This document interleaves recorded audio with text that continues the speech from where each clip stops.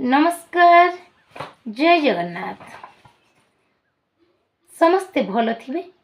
आज युव केंद्र साहित्य पुरस्कार प्राप्त युव गाल्पिक संजय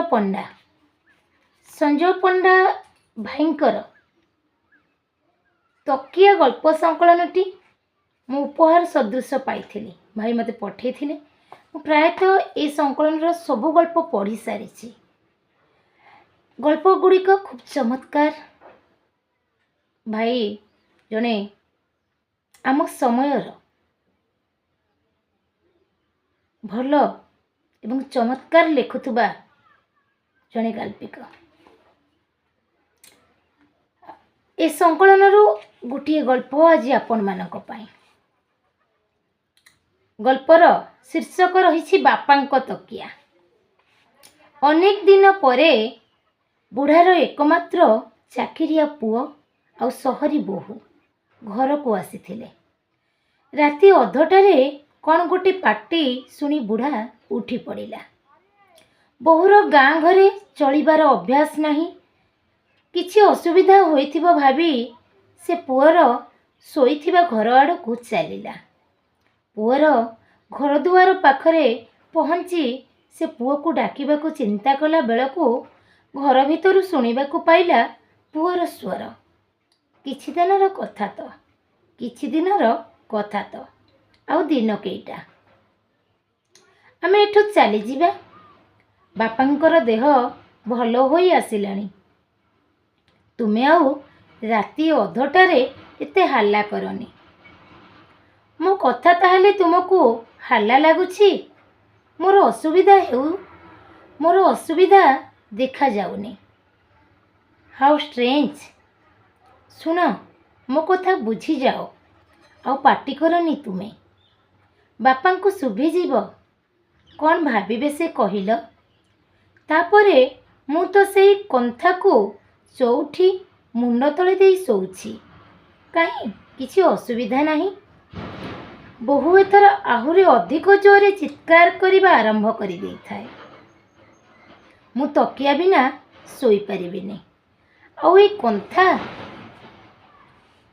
छी छी छी ए कंथा सबुरु जो गंध बाहरुछि बांती होई जीव। एकु पानी मुंड तले देई सोईबी केबे नुहे।